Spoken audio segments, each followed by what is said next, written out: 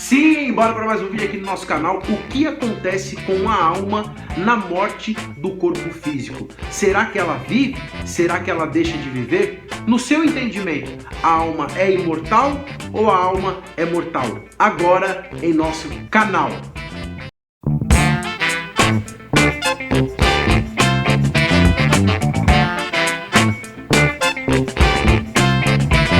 Eu desejo as boas-vindas a todos os novos inscritos do meu canal e para comemorar em busca dos 1000 inscritos aqui no canal, tem surpresa para você neste vídeo. É isso mesmo. Você que estiver agora assistindo esse vídeo, não deixe de curtir e clicar no sininho. É isso mesmo. Curte, clica no sininho e já se inscreve aqui no nosso canal, porque assim que nós batemos 1000 inscritos, eu vou sortear esse livro de hermenêutica para você. É isso mesmo, você vai ganhar sorteio deste livro de hermenêutica do PC Nelson e do Elund. Vou mandar, não vai pagar nada, não vai pagar correio, não vai pagar nada. Se você for contemplado, com certeza eu vou deixar quem for sorteado na descrição desse vídeo. Se a gente atingir 1000 inscritos, eu tenho certeza que você será um contemplado. Se você tiver muita sorte, você vai ganhar esse livro de hermenêutica do Elund e do PC Nelson. Então qual é a regra?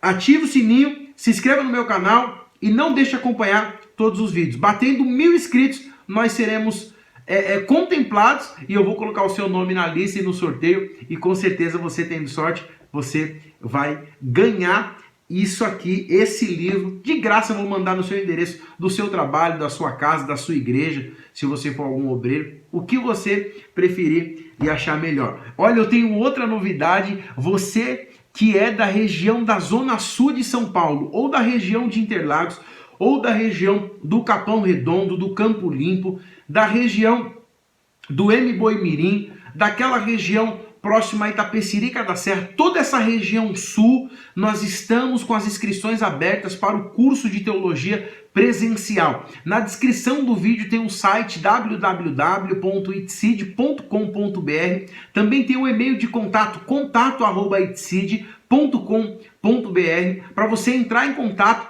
e se informar e já fazer a sua inscrição. Não perca tempo, porque é uma novidade muito grande. As aulas vão começar no segundo semestre de 2019 e você não pode perder essa oportunidade de crescer na graça e no conhecimento do nosso Senhor e Salvador Jesus Cristo. E esse vídeo e essa live tem um oferecimento master de ITCID. Pensou teologia? Faça ITCID. O nosso slogan é teologia, cultura, história, método e mensagem.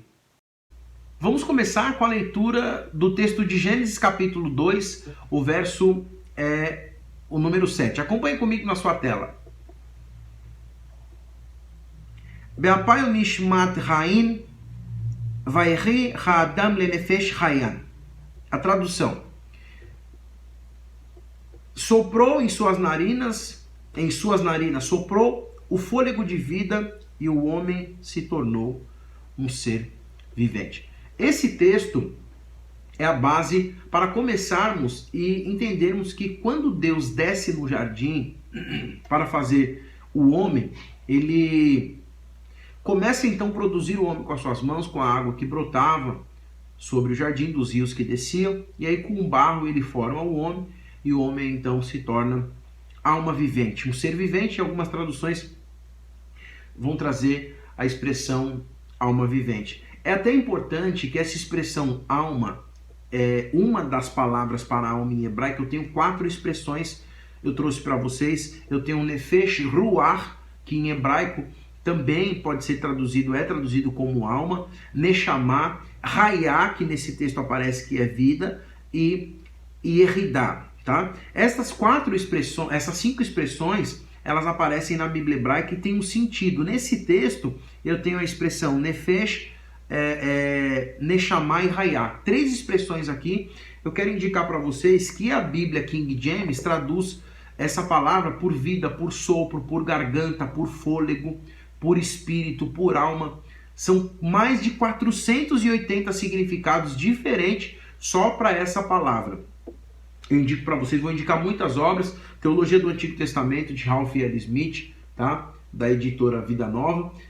Vai trabalhar essa questão. Um dos primeiros artigos que eu escrevi, muitos anos atrás, ficou um tempão disponível no site do ITSID, trabalhando nessa questão, qual a origem da alma. A princípio, indicar esse livro para vocês, ele vai trabalhar essa questão. Quando nós vamos trabalhar a teologia do Primeiro Testamento, ou seja, como os escritores do Primeiro Testamento viam essa questão da alma, porque Adão peca, o homem morre agora, e a alma, porque quando Deus sopra, ele recebe uma parte que era uma parte imaterial. Então, como fica essa questão da alma agora, sendo que o corpo ele falece, ele morre, ele entra em estado de putrefação? Como os escritores do Primeiro Testamento enxergavam essa questão? Então, quando você pega o texto de Ezequiel, capítulo 26, verso de número 20, diz assim, 20 e 21, tá? Então farei você descer com os que descem a cova para fazer companhia aos antigos. Eu a farei habitar embaixo da terra, como em ruínas antigas, com aqueles que descem a cova. E você não voltará e não retornará o seu lugar na terra dos viventes.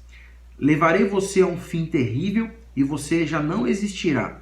Você será procurada e jamais será achada. Palavra do Senhor, o soberano. Aqui está dando o exemplo de uma cidade e ele está falando que vai fazer descer como os antigos. Então dá ideia de habitação. Esses antigos que estão sendo citados aqui, eles não existem mais em forma física, mas a alma desses antigos ainda existe. E esse texto está dizendo que vai fazer desaparecer. De onde? Desaparecer não é aniquilar, é fazer sumir desse espaço, dessa esfera, desse sistema que nós vivemos aqui e aparecer em uma outra dimensão. Ezequiel capítulo 32 e o verso de número 21 diz assim: de dentro da sepultura, os poderosos líderes dirão ao Egito e aos seus aliados: eles descerão e jazem com os incircuncisos, com os que foram mortos à espada. Então eles desceram e jazem com os incircuncisos que jazem à espada. Ou seja, eles foram mortos, mas eles foram para um lugar. Eles estão num destino, não sumiram e não foram aniquilados. Nós temos também o texto de Isaías, capítulo 14, verso de número 9 e 10, diz assim: nas profundezas do Sheol está todo agitado para recebê-lo quando chegar. Então dá a ideia que no Sheol, quando o corpo desfalece, essa alma foi levada para lá e esse lugar está agitado esperando esse pessoal chegar. Então tem um destino, não some, não é aniquilado. Por sua causa, ele desperta os espíritos dos mortos. É interessante, tem um adendo que eu dou para você aqui. Eu procurei esse livro, não achei. O nome dele, do autor, o nome da obra é a seguinte: Corpo e Alma na Bíblia Hebraica, tá? De Eduardo de Jesus. Essa obra é muito boa, só trabalha com a Bíblia Hebraica, eu indico para vocês. Depois, se eu achar a obra, eu vou colocar na descrição do vídeo. Todos os governantes da terra, ele o faz levantar-se dos seus tronos, todos os reis dos povos. Todos responderão e lhe dirão: você também perdeu as forças como nós e tornou-se como um de nós. Então perceba, ele vai para um lugar, perde as forças, o que? O corpo desfalece e automaticamente ele foi para aquele lugar que não aniquila e não faz sumir a alma. Jó 32:8, mas é o Espírito dentro do homem que lhe dá entendimento, o sopro do Todo-Poderoso. O sopro do Todo-Poderoso. Jó 32:8 indica que dentro do homem tem um espírito. Dentro do homem tem um espírito. E esse espírito não é o Espírito Santo, é o espírito do homem. Eclesiastes 12:7, o pó volte à terra de onde veio, o espírito volte a Deus que o deu. Lembra uma expressão muito antiga que os nossos pais utilizavam, que era assim: quando morre alguém na igreja, as pessoas falam assim: Deus tomou a irmã fulana, a irmã Chiquinha, a irmã Francisca, o irmão João, o irmão Paulo. Deus tomou é porque o espírito voltou. E na Bíblia hebraica, alma e espírito são termos intercambiáveis. Na Bíblia hebraica, no Novo Testamento, a questão é ampliada. Eu não quero discutir dicotomia e tricotomia. mas a tricotomia acaba ficando bem clara no Novo Testamento. No Primeiro Testamento ela trabalha com uma linha.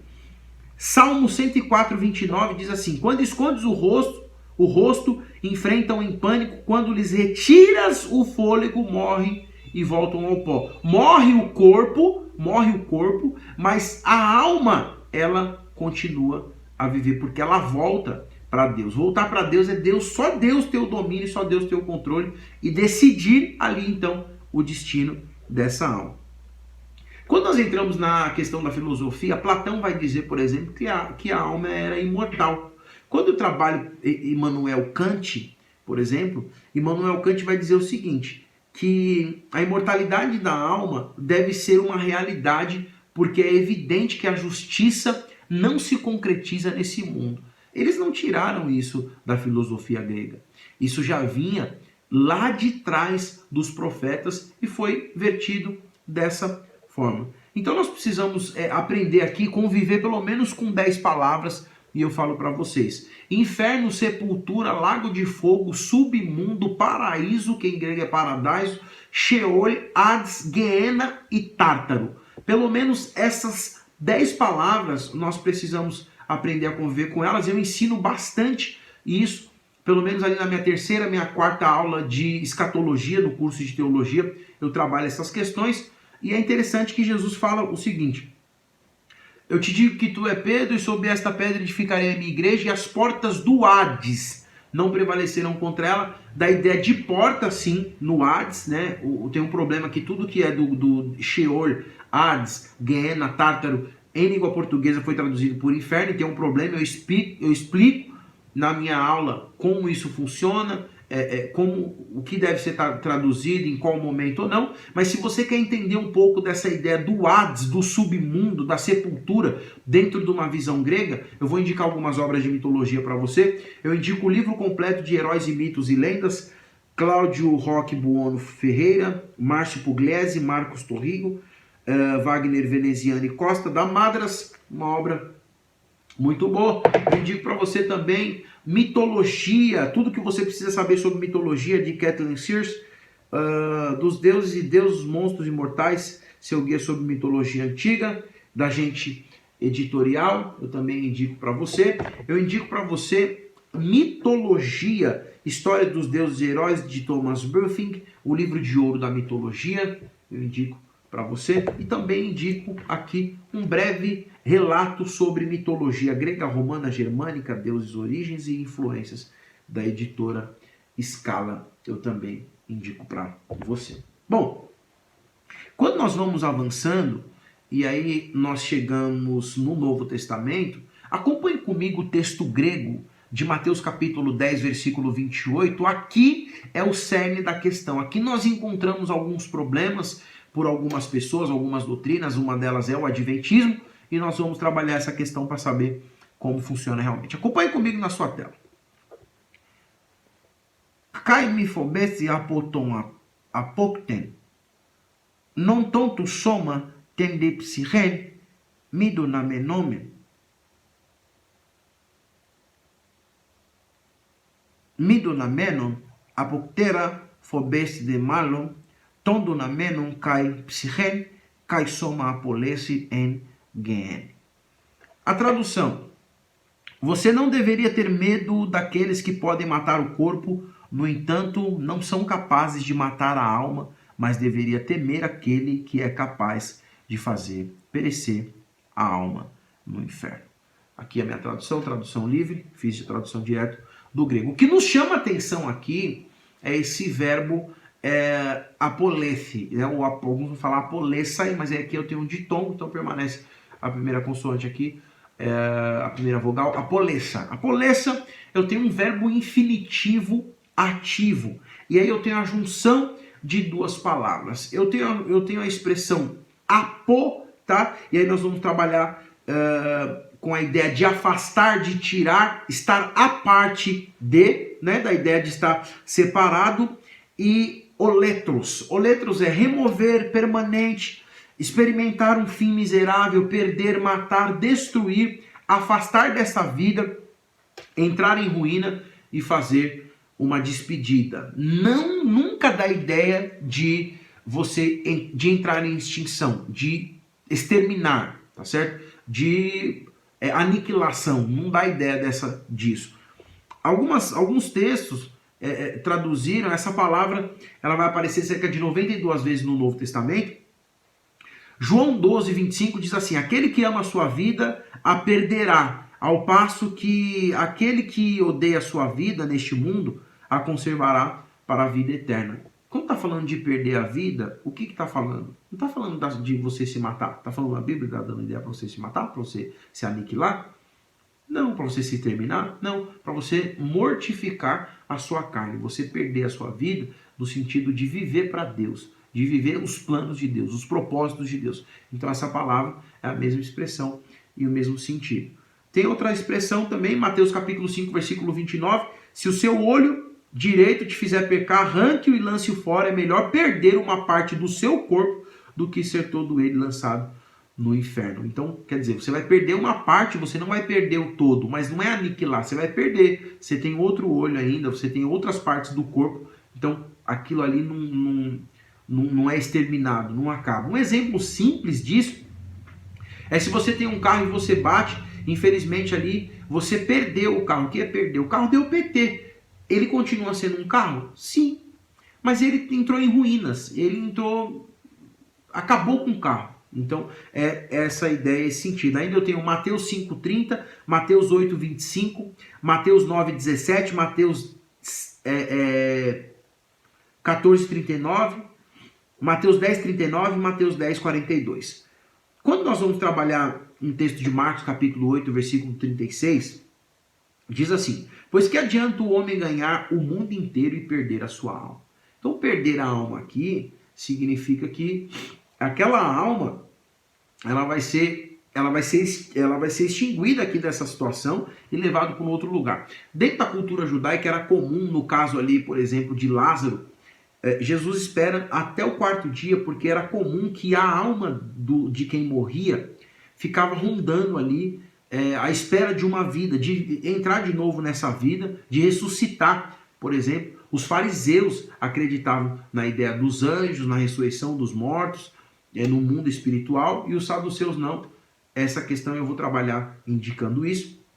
Algumas obras dentro do judaísmo, essa cultura era comum. Então, Jesus chega lá e ressuscita ele, e aí o pessoal fica feliz e fica alegre.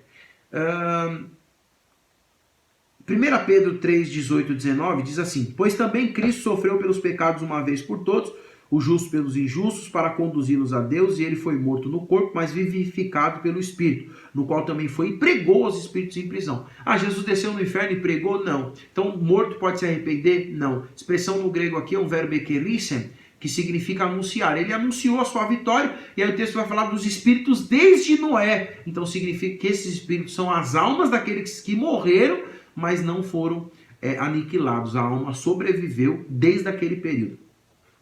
Texto de Apocalipse, capítulo 6, versículo 9, verso número 10. Quando ele abriu o 5º selo, vi debaixo do altar as almas daqueles que haviam sido mortos por causa da palavra de Deus e o testemunho que deram. Então, quer dizer, eles morreram, mas a alma deles estava lá intacta. Apocalipse 6, 10. Eles clamavam em alta voz, dizendo: até quando o soberano santo verdadeiro clamavam? Então, quer dizer, da ideia de consciência aqui, nem aniquila e nem perde a consciência. Perdão, estou um pouquinho gripado, mas eu pretendo melhorar daqui a alguns dias. Bom, eu tenho uma obra aqui, os judeus e o judaísmo, de David J. Goldberg e John D. Reiner. Ele trabalha essa questão e ele deixa bem claro que não só...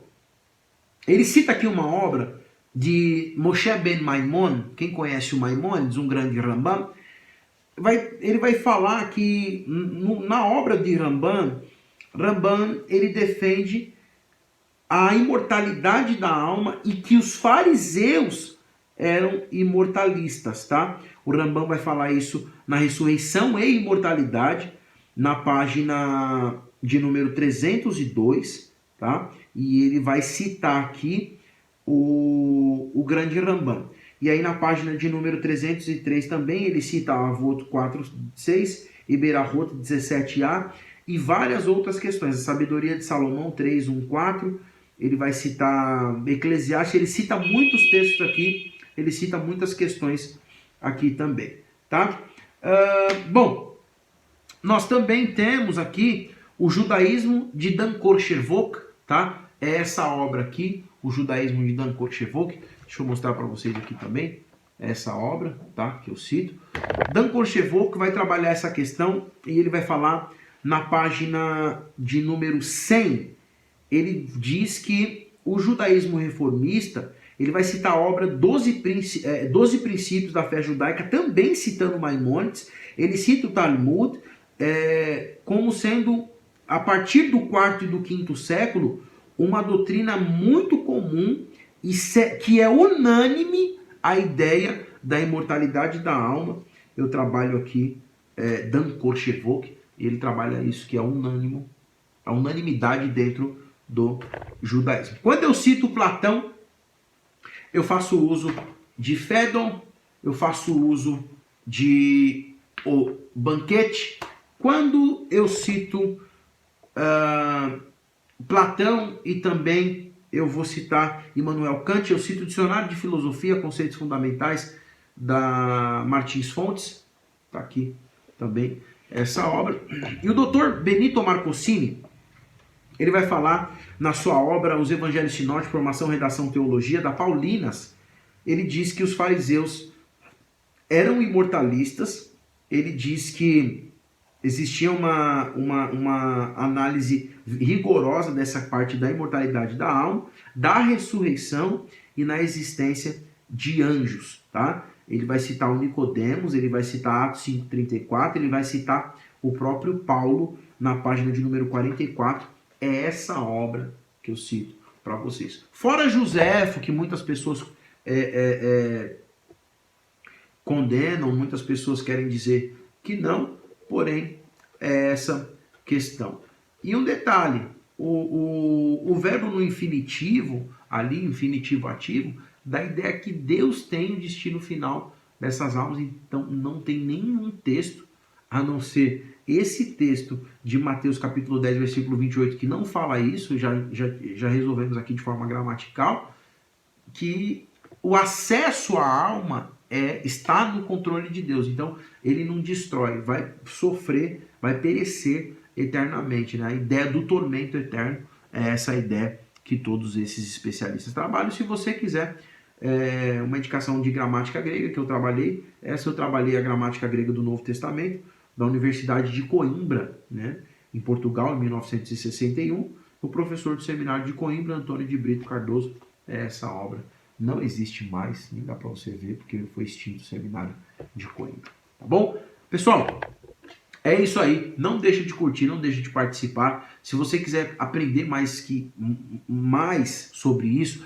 e quiser levar um seminário para sua igreja, quiser fazer um simpósio, pega o e-mail dos contatos, pega o site, entre em contato conosco que nós vamos atender. Deus abençoe vocês, fiquem todos na paz, até o próximo vídeo.